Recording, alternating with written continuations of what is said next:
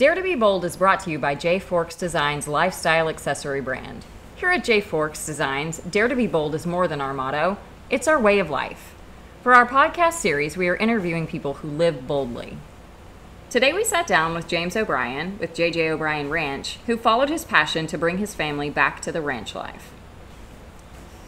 Hey everybody, and welcome to today's episode of Dare to be Bold by J.Forks Designs. My name is Casey, I'm your host.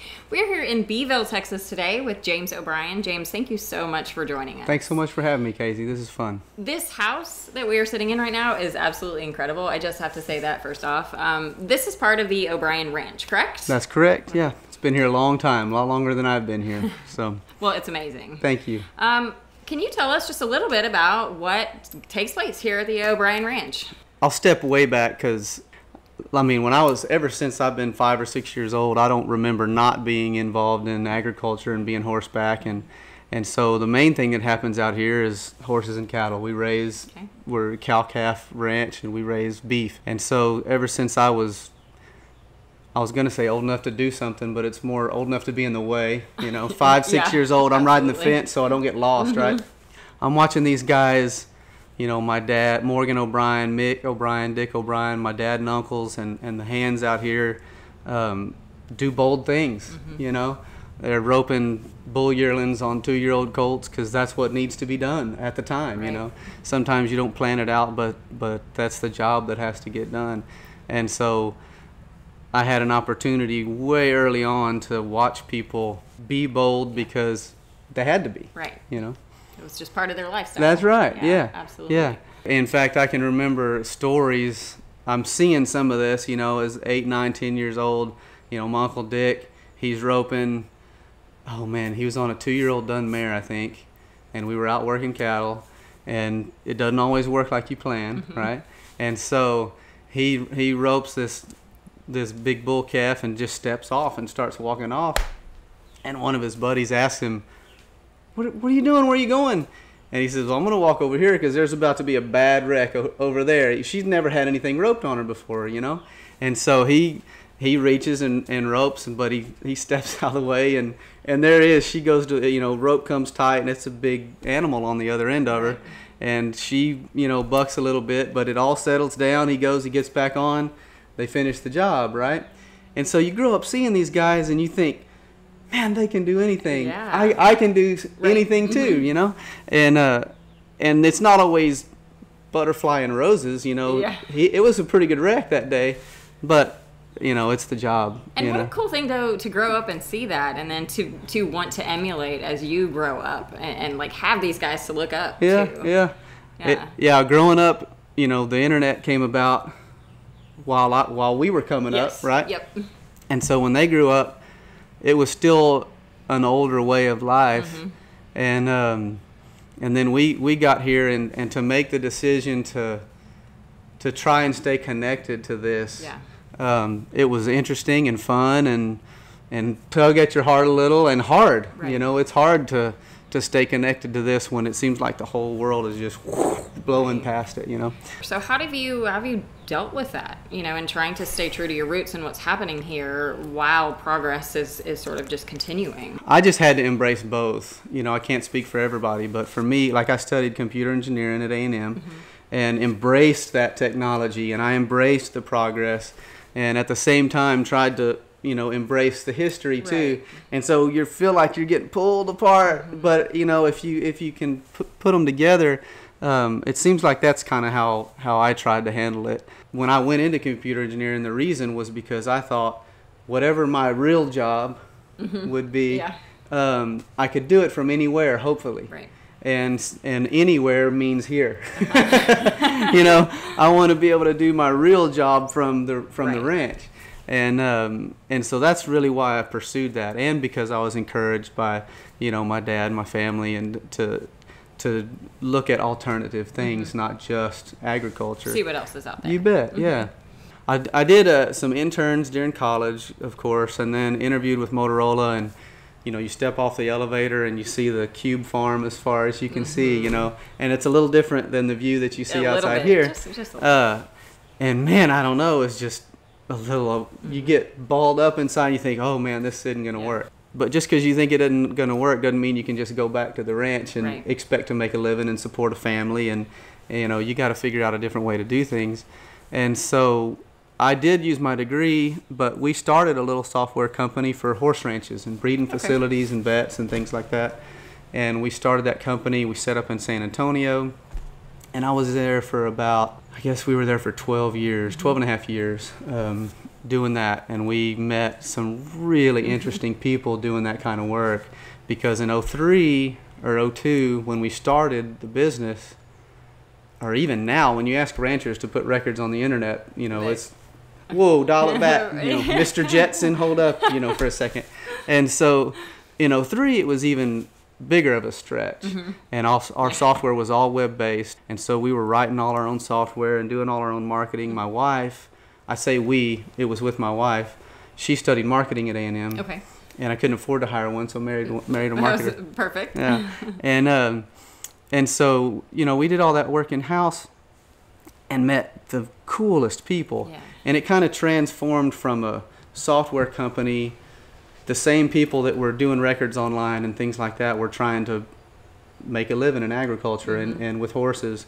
And so we transitioned that business into more of a marketing arm for the different ranches that we were already doing business with. And so that's what that business turned into. Kind of a great integration of I guess to get back to the original question, we were using software and the internet and all these web-based programs to manage records for these 200-year-old businesses, you know, and so it was a way to integrate the two lifestyles, and it was a lot of fun for us. Yeah, it was neat. So then how did you end up back here? I don't guess I have a really end goal. Where am I going to be in 50 years? I don't know, but I want to leave the same opportunities I was given growing up. I want to leave those kinds of opportunities for my kids and my grandkids. And so it was always about getting back down here and adding something bringing something to the table, not just coming and taking. I always look for the next thing, and that might be a fault, I don't know, but I want to concentrate and I want to do what I'm doing well, but I want to see, you know, where is my next opportunity, and it's got to meet a couple criteria. You know, will it bring me closer to the ranch? Is it a better financial opportunity than where I'm at now, and will it allow me to leave more opportunity for my kid? I got two little girls. I got a 6-year-old and a 3-year-old little girl. What are their names? Sydney and Vivian. But in fact, I'm glad they came up. So what got me back down here was the mentality was always, you know, build a business, be successful or whatever, you know, and build a life, but try to stay connected. For me, it was always to try to stay connected to the ranch and that old Western lifestyle. But where am I going to build that life wasn't ever that much of a concern until the little ones came along. You know, when I had a 2-year-old little girl, and the business was, you know, doing okay. It was paying the bills. It never got to where we dreamed and hoped it would be, but it did well and paid the bills, and we were enjoying ourselves and meeting some really neat people. And one of the individuals we met through the business was a man named Stan Sigmund, and he was the CEO of AT&T Mobility back in the day, or Singular, I guess, and then became AT&T Mobility. Learned a lot from him business-wise, produced some events for him, and while we were in that relationship, he asked me at about year 12 or 13 of us doing this business to evaluate his horse program. And he's, you know, come out, look at my mares, look at the riding horses we got, evaluate everything, and let me know how you think we're doing, where you think our bottom line falls, and where we ought to go next. Okay. And I thought, man, that's a great opportunity. But in the back of my head, I'm thinking, that's a great opportunity for me to do back home too, right? Because my grandfather, they've been raising horses down here since there was an American Quarter Horse Association. So we're talking to Stan, and he asked me to evaluate his program. And so I actually brought that to my dad and said, look, this is what this individual's asked me to do, but I really think we can apply some of this down here. You know, wrote this proposal up and you know, thought about the things that that I want to think about for each different Yeah. new opportunity. Does it bring me to the ranch? Is it a better opportunity? So on and so forth. And of course, getting back down here with a better opportunity was a no-brainer. Right. And so at that point, we sold off the business. It was called Ranch Foreman, and we moved back down here, and I went to work full-time for the ranch down here.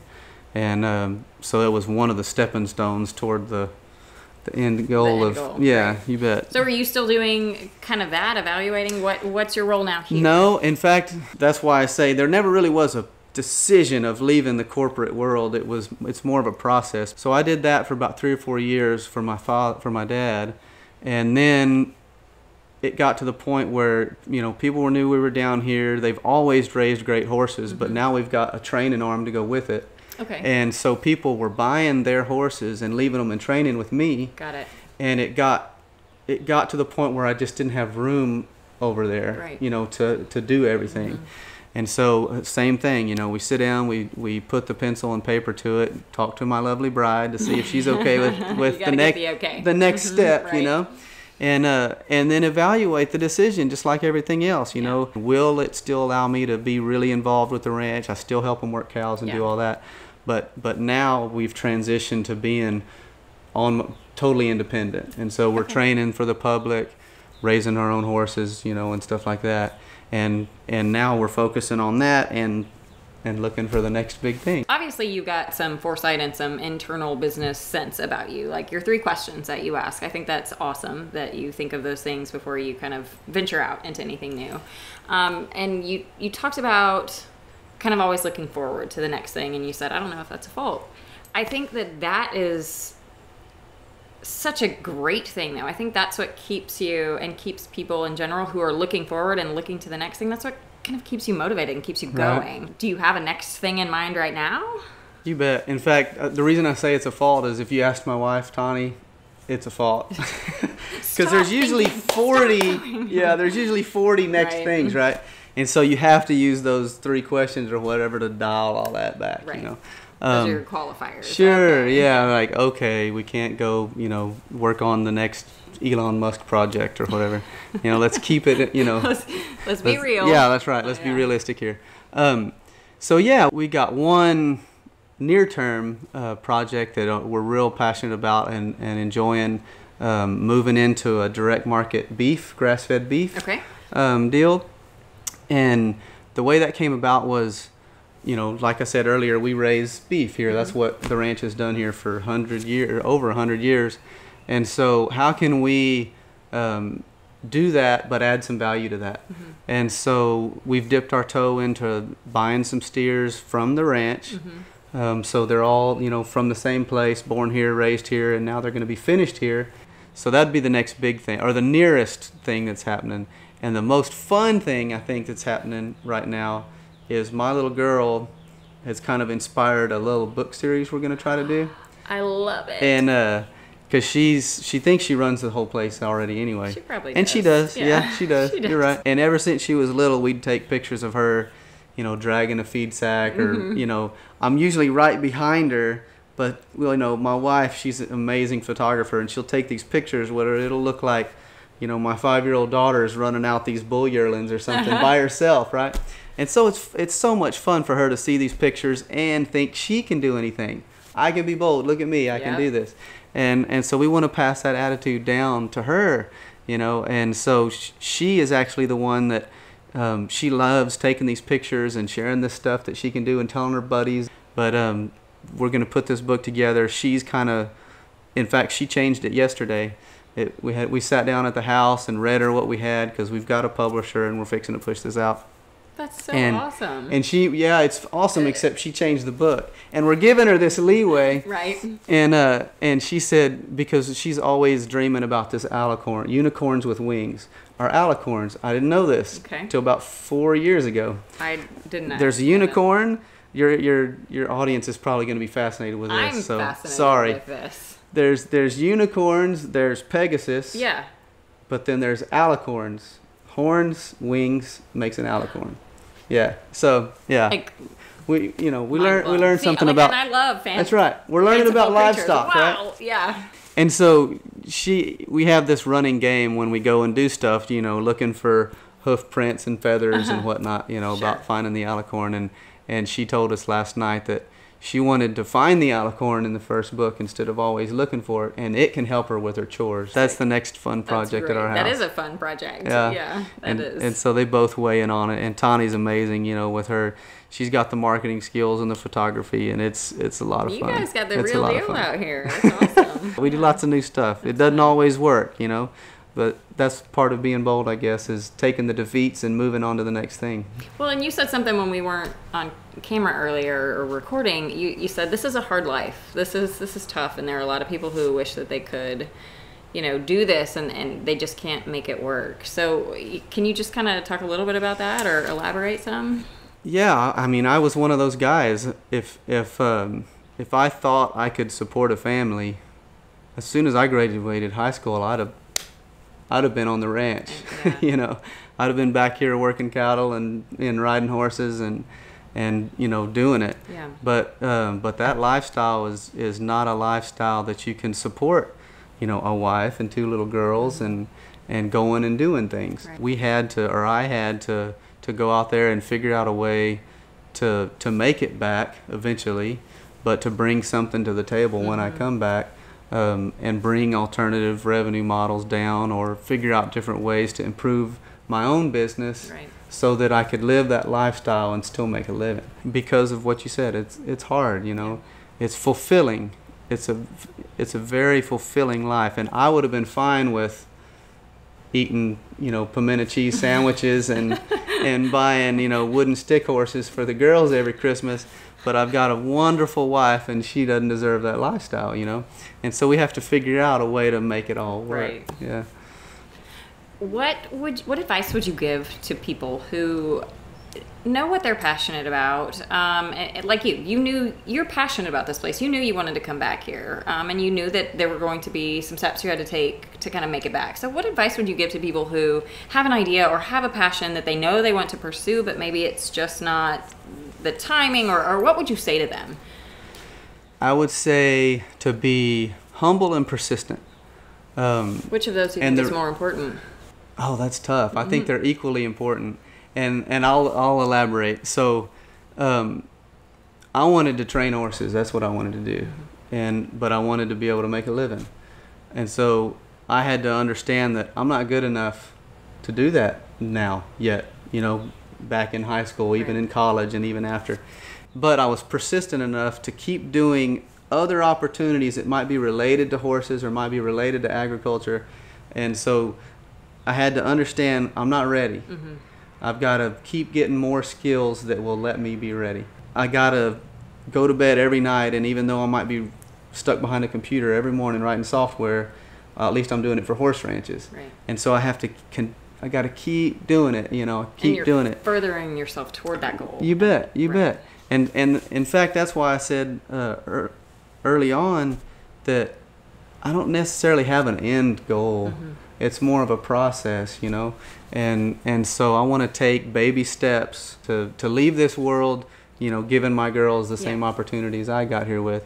And so in order to do that, I've got to, even though you get kicked in the ass sometimes, you got to keep going. So you got to be persistent. But sometimes you'll be doing a great job, and people will throw that in your face.